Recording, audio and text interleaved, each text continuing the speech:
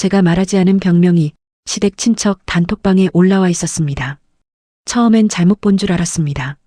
휴대폰 화면을 다시 켰습니다. 단톡방 맨 위에는 시어머니가 올린 사진 한 장이 떠 있었습니다. 병원 진단서였습니다.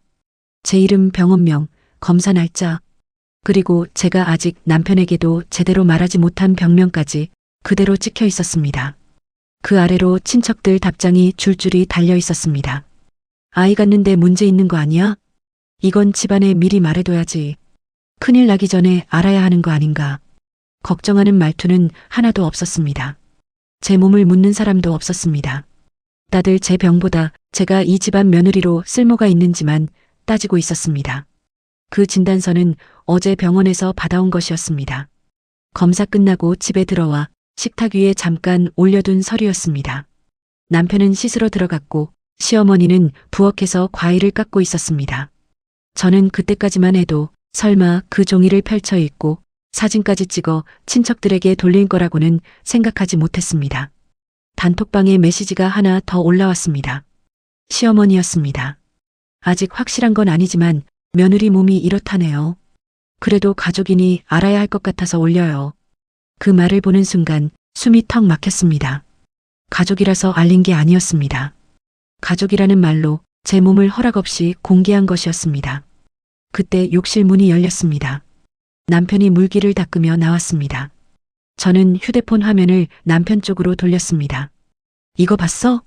남편은 화면을 보다가 표정이 천천히 굳었습니다.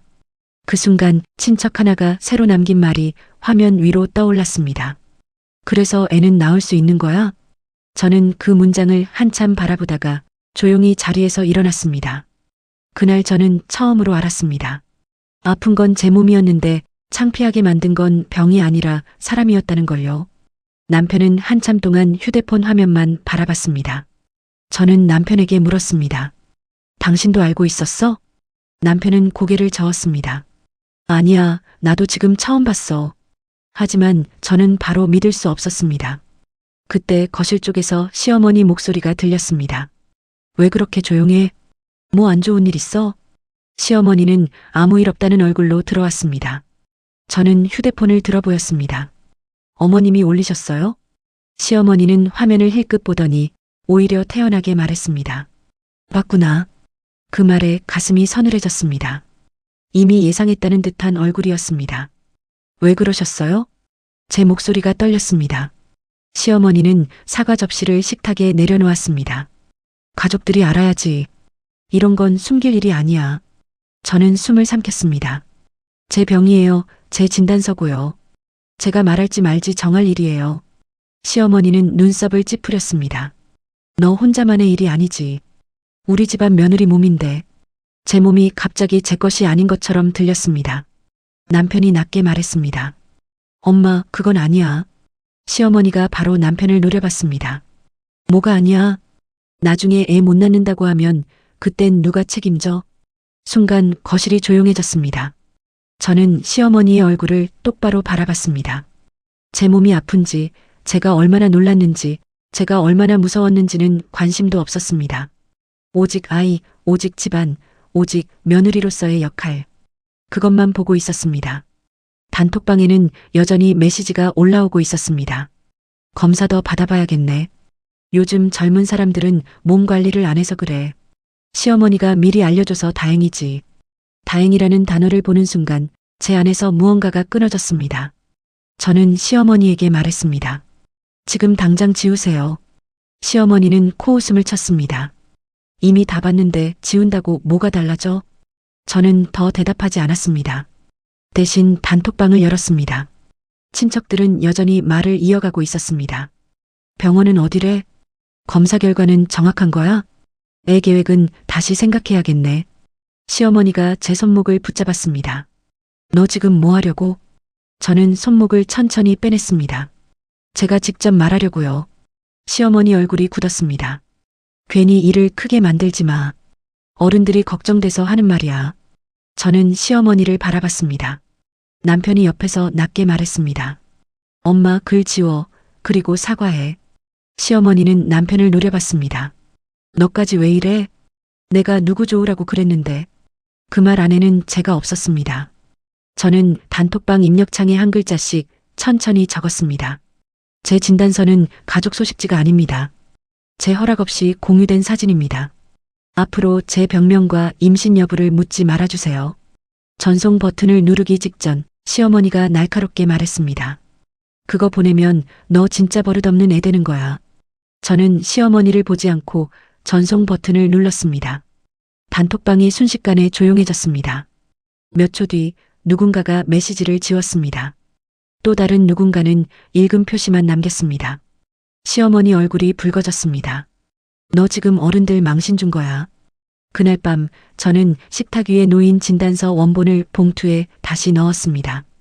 그리고 가방 안쪽 지퍼에 넣었습니다. 시어머니는 여전히 화가 난 얼굴이었습니다. 그래서 이제 나한테도 숨기겠다는 거니? 저는 짧게 대답했습니다. 네. 거실 공기가 얼어붙었습니다. 시어머니는 믿을 수 없다는 얼굴로 저를 봤습니다. 저는 이어 말했습니다. 앞으로 제 병원 일정, 검사 결과, 진단서, 약 봉투까지 어머님께 공유하지 않겠습니다. 시어머니가 목소리를 높였습니다. 그럼 내가 뭘 알고 도와줘? 저는 조용히 대답했습니다. 도움은 허락을 받고 하는 거예요.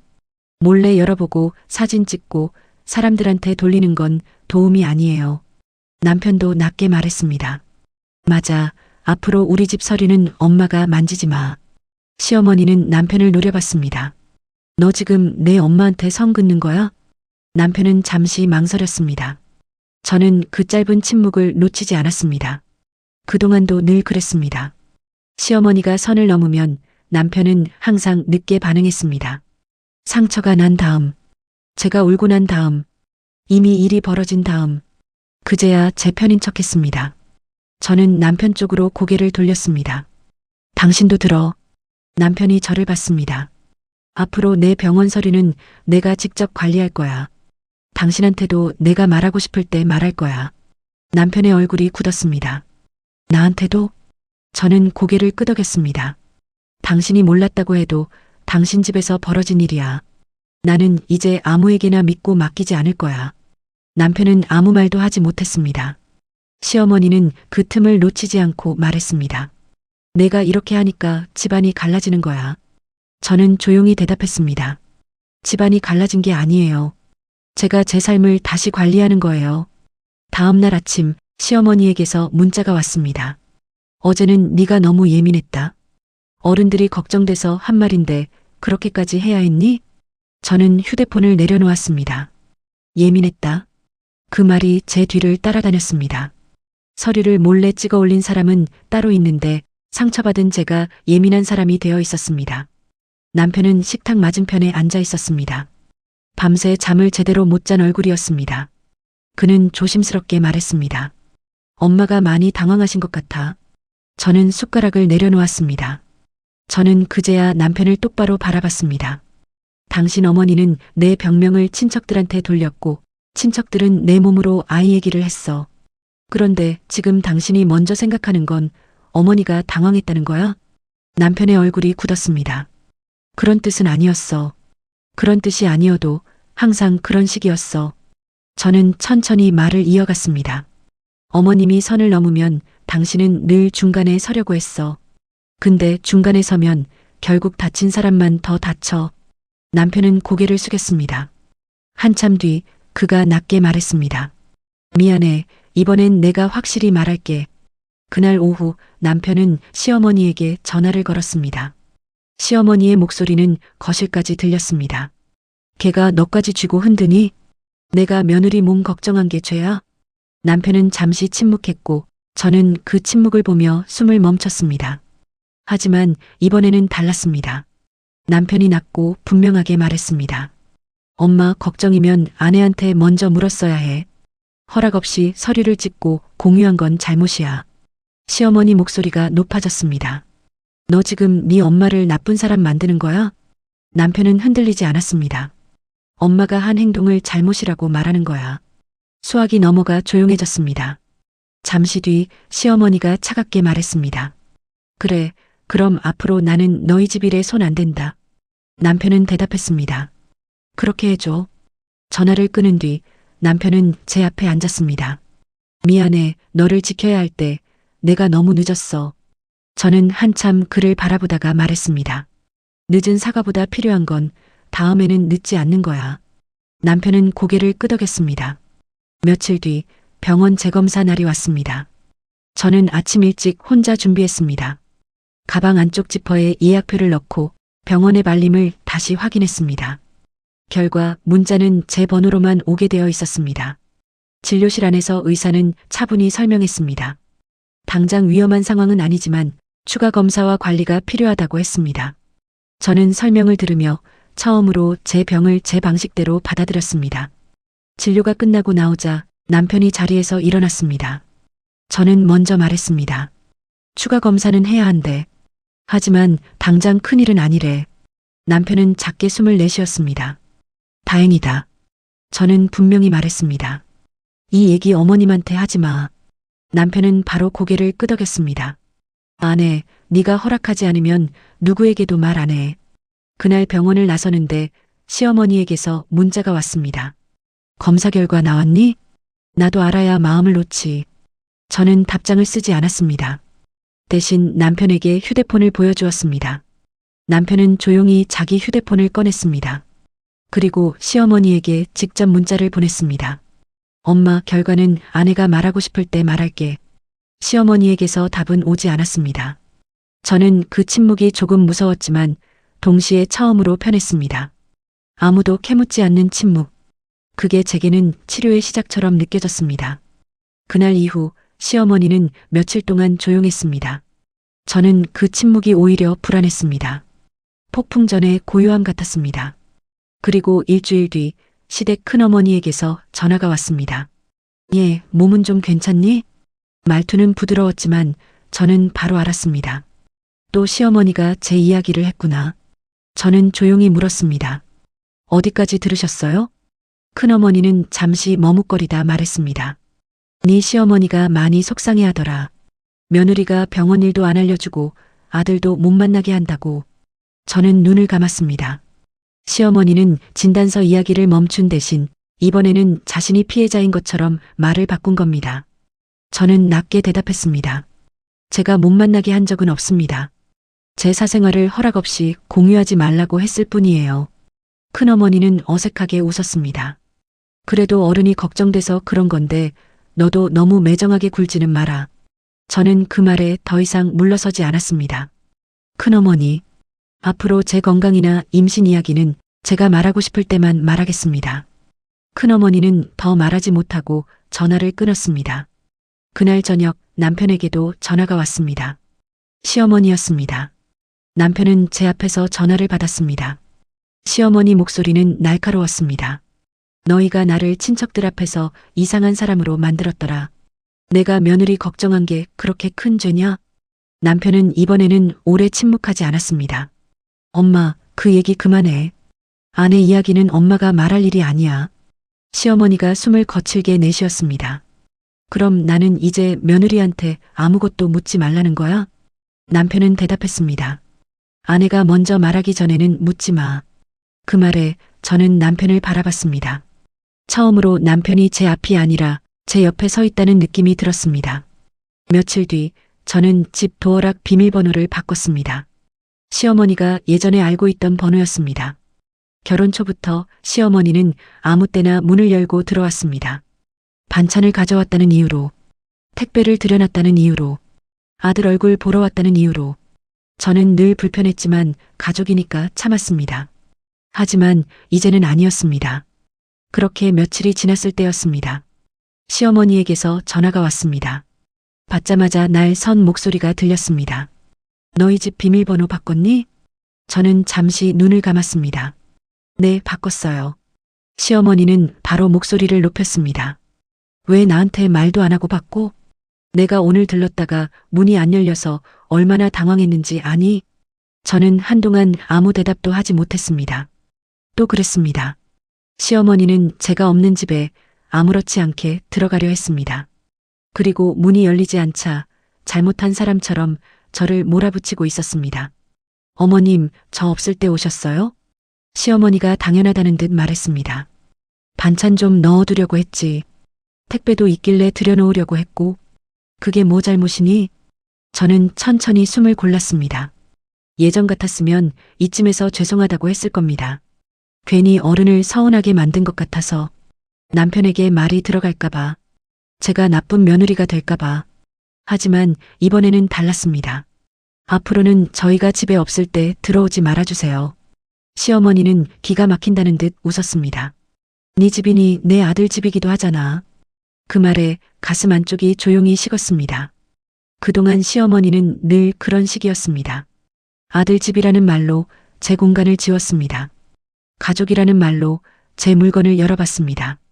걱정이라는 말로 제 사생활을 들여다봤습니다. 그때 남편이 제 옆으로 다가왔습니다.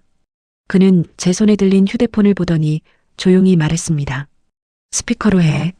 저는 스피커 버튼을 눌렀습니다. 시어머니 목소리가 거실에 울렸습니다.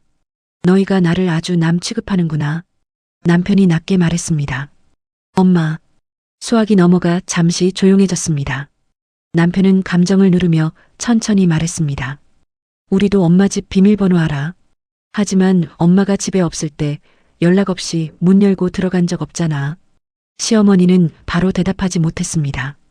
남편은 이어 말했습니다. 그건 엄마가 남이라서가 아니야. 엄마의 집이고 엄마의 생활이 있으니까 존중하는 거야.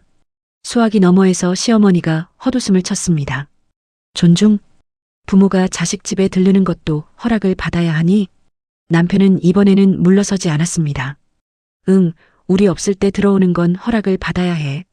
시어머니의 목소리가 날카로워졌습니다.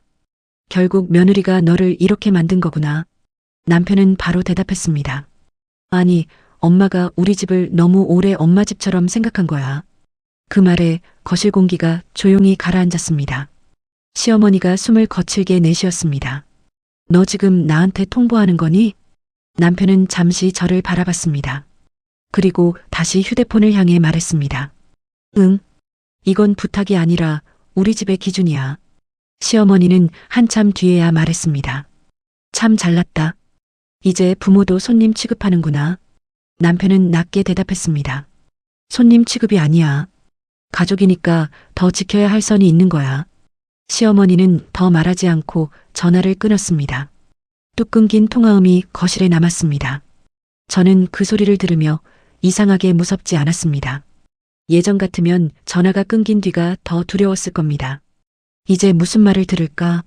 친척들에게 뭐라고 할까? 제가 또 나쁜 며느리가 되겠지. 그런 생각들이 먼저 들었을 겁니다. 하지만 이번에는 달랐습니다. 남편이 제 옆에서 같은 문을 붙잡고 있었습니다. 다음 주 시어머니는 정말로 반찬을 보내왔습니다. 하지만 직접 들어오지 않았습니다. 아파트 경비실에 맡기고 남편에게 문자만 보냈습니다. 반찬 경비실에 두고 간다. 짧은 한 줄이었지만 그 안에는 처음 보는 변화가 있었습니다. 그게 그렇게 어려운 일이었는데 이제야 시작된 겁니다. 시어머니가 완전히 달라진 건 아니었습니다. 가끔 남편에게 서운하다는 말을 했고 명절 때면 아직도 어색한 눈빛을 보냈습니다. 하지만 더 이상 비밀번호를 묻지 않았습니다. 더 이상 제 서류를 찾지 않았습니다. 더 이상 제 생활을 확인하려 들지 않았습니다. 그리고 남편도 그때마다 같은 말을 했습니다. 엄마, 그건 우리가 알아서 할게. 필요하면 우리가 먼저 말할게. 그 말은 차갑지 않았습니다. 오히려 제게는 가장 따뜻한 울타리처럼 들렸습니다. 저는 병원에 계속 다녔습니다. 검사 결과를 기다리는 날이면 여전히 마음이 무거웠고 약 봉투를 받아드는 날이면 혼자 한숨이 나왔습니다. 하지만 이제는 누군가 제 삶을 대신 열어보고 대신 판단하고 대신 말해버리는 일은 더 이상 없었습니다. 그게 저에게는 가장 큰 회복이었습니다. 그날 이후 저는 배웠습니다. 가족이라는 이름이 허락 없이 문을 여는 열쇠가 되어서는 안 된다는 것을요. 걱정이라는 말이 남의 서랍을 열어볼 권리가 될 수 없다는 것을요. 어른이라는 이유가 누군가의 사생활 위에 올라서는 이유가 되어서는 안 된다는 것을요. 이제 제 집은 누군가 마음대로 드나드는 공간이 아니었습니다. 제 숨이 쉬어지고 제 하루가 안전하게 닫히는 곳. 그제야 그 집은 진짜 제 집이 되었습니다.